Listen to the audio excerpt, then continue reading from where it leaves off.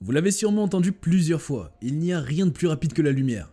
Eh bien cette règle semble ne plus être d'actualité, car les scientifiques ont découvert au sein de notre univers des galaxies entières qui semblent avancer plus vite que la lumière. Que disent les grands hommes de la science sur la vitesse de la lumière? Et leur théorie serait-elle en contradiction avec les faits observés aujourd'hui?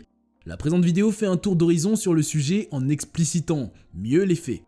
Mais avant de commencer, n'oubliez pas de vous abonner si vous ne l'avez pas encore fait et d'activer la cloche de notification.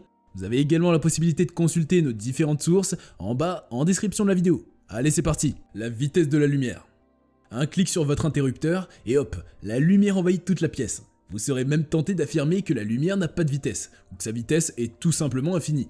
Mais détrompez-vous, car elle possède bel et bien une vitesse dans le vide, et de surcroît, cette vitesse est mesurable. Pour parvenir à ce niveau et pouvoir mesurer la vitesse exacte de la lumière, les scientifiques ont d'abord commencé par mieux la définir. S'il est aujourd'hui évident pour tous que la lumière possède une vitesse précise, sachez que la découverte a été faite il y a seulement quelques siècles. D'après les chercheurs, la lumière peut se définir tout simplement comme une onde électromagnétique qui se propage dans le vide en suivant une ligne droite. Pour connaître donc sa vitesse en km/h ou km/s, c'est justement sur cette propagation qu'il faut se concentrer. Dans le langage technique, il porte le nom de célérité. Comme nous l'avons dit tout à l'heure, l'humanité a longtemps cru que la lumière possédait une vitesse instantanée. En effet, lorsqu'on l'observe à l'œil nu, il n'y a que deux choix possibles qui s'offrent à nous. Soit elle est là, soit elle n'est pas. Mais très tôt, cette dualité a été brisée par les scientifiques à travers la mise en place et la réalisation de plusieurs expériences qui ont permis d'infirmer en fin de compte la théorie. L'expérience la plus connue et la plus citée est celle de Galilée, qui a tenté de mesurer sa propagation entre deux points précis de son Italie natale. Elle n'avait pas été une réussite, mais l'homme était quand même venu à la conclusion que si la vitesse de la lumière existe bel et bien, comme il le pense, elle est extrêmement élevée. Et bim, il avait tout vrai. Le développement de la technologie nous a permis quelques siècles plus tard d'estimer avec une certaine précision la vitesse de la lumière dans l'espace, et l'on est venu à 300 000 km/s, soit 300 millions de mètres parcourus chaque seconde. La première fois qu'on apprend cela, il faut avouer que ça a fait un effet, et il est vraiment difficile de l'imaginer. Au fil du temps, elle a fini par se confirmer, et les chercheurs l'emploient même comme unité de mesure au sein du cosmos. Vous entendrez parler de l'année-lumière qui exprime la distance que la lumière a la possibilité de parcourir en une année complète. Toutefois, les scientifiques mettent souvent l'accent sur un point essentiel concernant la célérité. Elle n'est pas fixe dans tous les milieux où la lumière parvient à se propager. En fonction de la densité du milieu de propagation, de sa nature ou encore de sa concentration chimique, l'année-lumière n'est plus identique. Dans l'eau par exemple, la vitesse de la lumière va baisser pour atteindre une vitesse de 225 000 km/s. Il est vrai que vous ne pouvez pas percevoir la différence à l'œil nu, mais retenez qu'elle est quand même assez importante et mérite d'être notifiée. Lorsqu'il s'agit d'autres matières comme le diamant, la vitesse est encore plus réduite de moitié, atteignant 125 000 km/s. La lumière est un mur infranchissable. Rien ni personne ne peut se déplacer plus vite que la lumière. C'est ce qu'affirme la théorie restreinte d'Albert Einstein. Le principe a été annoncé par le scientifique durant le 19e siècle. Il a émis la théorie de la relativité restreinte, selon laquelle un élément physique qui subit de l'accélération gagne de la masse. S'il devait accélérer jusqu'à atteindre une vitesse identique à celle de la lumière, sa masse deviendrait probablement infinie.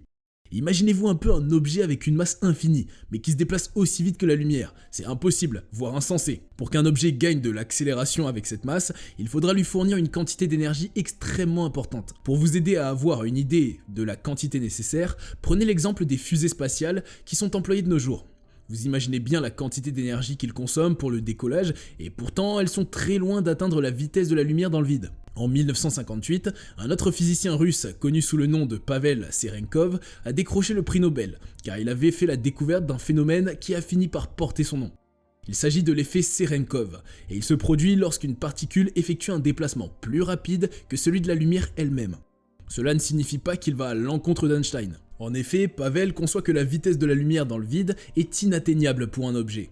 Mais comme nous l'avons dit, cette vitesse a tendance à diminuer dans certains milieux comme l'eau. C'est dans des milieux similaires que le scientifique a donc effectué ces divers tests. À l'image d'un avion qui franchit le mur du son et qui émet un son bien caractéristique, les particules qui parviennent à se déplacer plus vite que la lumière émettent une lumière bleue très intense. C'est ce phénomène qui porte à ce jour le nom de rayonnement Cherenkov. Parlons du rayonnement d'Hawking. Décédé en mars 2018, Stephen Hawking est l'un des plus grands physiciens et talentueux vulgarisateurs qui a laissé son empreinte dans le monde de la science.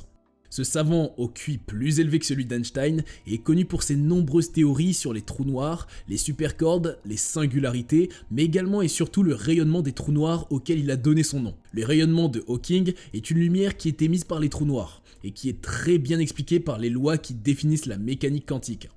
Ce rayonnement survient lorsque les trous noirs perdent toute leur masse et s'évaporent. Ils perdent au même moment leur mouvement cinétique dans le cas où ils étaient en rotation, de même que leur charge électrique s'ils en possèdent une. Ce qui fait toute la particularité d'un tel phénomène et le rend unique, c'est le fait qu'un trou noir ne devrait normalement pas laisser la lumière s'échapper. D'après la relativité générale, tout ce qui intègre son horizon n'a pas la possibilité d'y sortir, y compris la lumière. C'est en voulant prouver une fois de plus que la théorie était bel et bien vraie que le chercheur a été surpris d'aboutir à la conclusion selon laquelle les trous noirs avaient bel et bien la capacité de rayonner. La prédiction avait été faite en 1974, alors qu'il cherchait également à refuter la théorie de Jacob Bekenstein. Selon ce dernier, en effet, il était possible d'associer une entropie et un trou noir en reliant des événements à la surface de l'horizon de ce dernier. Il met surtout l'accent sur le fait que si un trou parvient à émettre un rayonnement, il adopte généralement le spectre du rayonnement que possède un corps chaud particulier, qui porte le nom de corps noir. Dans le même temps, on observe une variation de sa température, qui est uniquement fonction de sa masse. Et c'est précisément l'ensemble de ces conditions réunies qui permettent la naissance de l'entropie d'un trou noir. Comme nous l'avons mentionné tantôt, il est très logique, d'après les théories de la physique quantique, lorsque les inégalités de Heisenberg sont impliquées par des fluctuations quantiques, il se forme des paires de particules antiparticules. Toutefois, au risque de violer le principe de la conservation de l'énergie, il ne dure qu'un infime moment avant de s'annihiler mutuellement. Non loin de l'horizon d'un trou noir, tout juste à l'extérieur, les paires de particules présentes peuvent bien se séparer grâce à la force des marées qui sont source d'énergie. Justement, grâce à une telle énergie, il est possible d'obtenir des particules bien réelles, comme ce que nous observons d'habitude autour de nous. Ainsi, lorsque l'une de ces particules passe l'horizon, un observateur extérieur aura tendance à voir des particules d'énergie négative, pendant qu'un autre observateur qui est au sein de l'horizon observera une énergie positive. En étant donc à l'extérieur, l'observateur perçoit l'énergie émise par le trou noir sous forme de matière ou antimatière, qui absorbe de façon continue un flux d'énergie négative. Si on se fonde sur cette observation, de même que la célèbre formule E égale mc2, on comprend immédiatement qu'on est en train d'enregistrer là une perte de masse. Au même moment, le trou noir s'évapore avec une température de rayonnement qui est inversement proportionnelle à la masse qu'il possède. C'est la raison pour laquelle l'évaporation se déroule plus rapidement lorsque le trou est de petite taille. Un trou noir qui possède une masse similaire à celle de notre planète aura le même rayonnement qu'un corps noir qui a environ une température de 0,02 K. De même, un trou noir qui a une masse semblable à notre Soleil va mettre près de 10 puissance 67 années avant de s'évaporer. Par contre, un trou qui fait 961 kg comme poids posséderait un rayon de Schwarzschild qui ne fait que 2,85 10 puissance moins 24 mètres et serait tout aussi lumineux que Soleil, sauf que sa durée de vie serait considérablement courte. De façon plus concrète, le rayonnement de Hawking est extraordinairement très faible pour les trous noirs de l'échelle stellaire ou supermassive. De ce fait, il n'est toujours pas possible de le détecter à ce jour, et cela parce qu'ils sont plus froids que le rayonnement fossile. Ils ne peuvent donc pas rayonner, mais absorbent plutôt le rayonnement d'après le principe de la thermodynamique, qui avance que la chaleur se déplace toujours du corps le plus chaud vers celui le plus froid. Les scientifiques pensent quand même qu'il serait possible de l'observer dans le cas où il s'agirait de trous noirs microscopiques, à l'image de ce qui s'est formé au cours du Big Bang. Ils portent le nom de trous noirs primordiaux, et on les observe dans tous les endroits où il est envisagé la création d'accélérateurs de particules. À ce jour, l'existence du rayonnement Hawking pose aux scientifiques une confusion qui porte le nom de paradoxe de l'information. L'univers est en expansion. Pour mieux comprendre le fonctionnement de l'expansion de l'univers, commencez par le voir en miniature. Imaginez un instant que notre univers est un ballon gonflable à la surface de laquelle vous marquez plusieurs points lorsqu'il est dégonflé.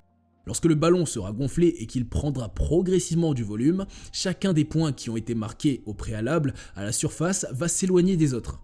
Peu importe le point que vous choisirez, il s'écartera de ses voisins, et c'est justement comme cela que fonctionne également l'expansion de notre univers. Pour comprendre maintenant comment les chercheurs sont parvenus à cette conclusion, vous devez imaginer tout l'univers en plus grand, de façon plus réaliste. Ni la Lune, ni le Soleil ne s'écartent de notre planète, pas plus que tous les autres éléments de notre système solaire. Les étoiles de notre univers, la Voie lactée et même la galaxie d'Andromède, qui est située à plus de 2 millions d'années-lumière, ne s'éloignent pas de nous. Eh bien, aussi surprenant que cela paraisse, tous ces éléments sont en train de se rapprocher à une vitesse voisine de 500 km par seconde. L'univers n'est-il plus en expansion ? Oui, sauf qu'elle le fait à des échelles de dizaines, voire centaines de millions et milliards d'années-lumière. Dans la globalité, les galaxies s'écartent les unes des autres, mais cela n'empêche pas du tout que certaines se rapprochent, au point même d'entrer en collision.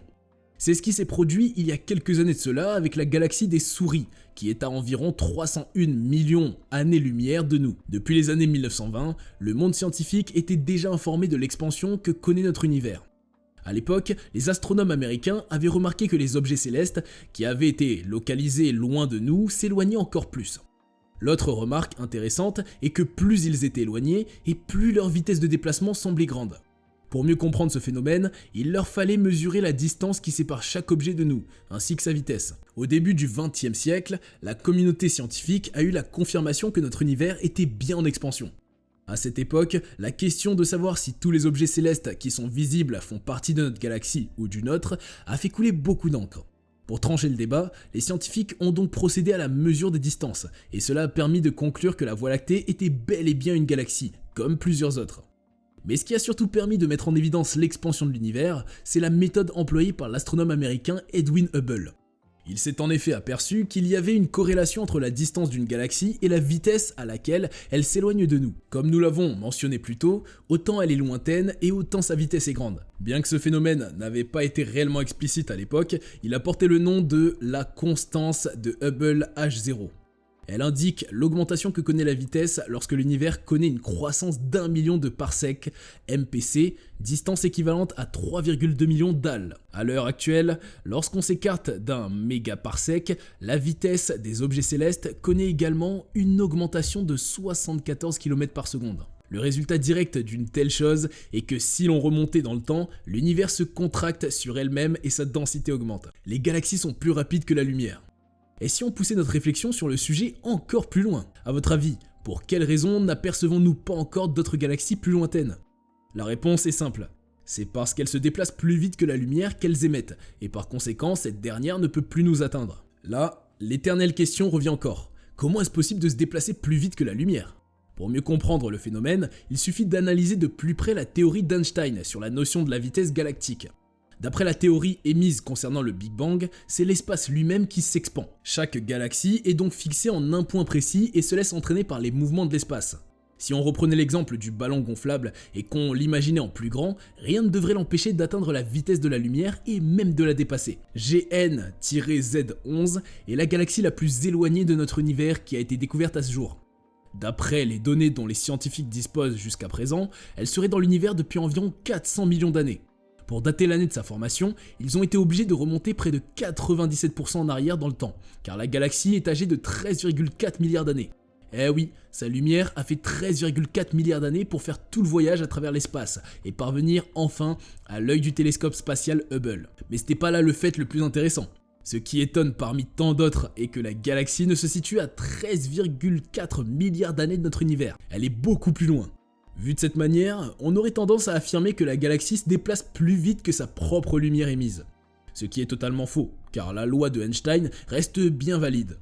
Le phénomène qui s'est produit ici est surtout dû à l'expansion qu'a subi l'univers durant tout le temps où la lumière voyageait. Ainsi, au départ, GN-Z11 n'était même pas à 13,4 milliards d'années de nous. Sa lumière nous serait parvenue depuis longtemps si le vide entre nos deux galaxies ne grandissait pas au fil du temps. 32 milliards d'années, c'est la distance qui sépare désormais la plus vieille galaxie découverte et nous. Nous voilà au terme de notre présentation de ce jour. Nous espérons vivement avoir contribué à l'amélioration de vos connaissances sur le sujet. L'immensité, de même que le caractère infini de l'univers, lui permettent de nous offrir une infinité de faits intéressants. À votre avis, cette théorie émise par Einstein est-elle toujours d'actualité ? N'hésitez pas à nous donner vos avis en commentaire, et si vous le souhaitez, à faire des apports sur le sujet. Pour le moment, disons-nous à très prochainement pour notre prochaine vidéo sur Agora.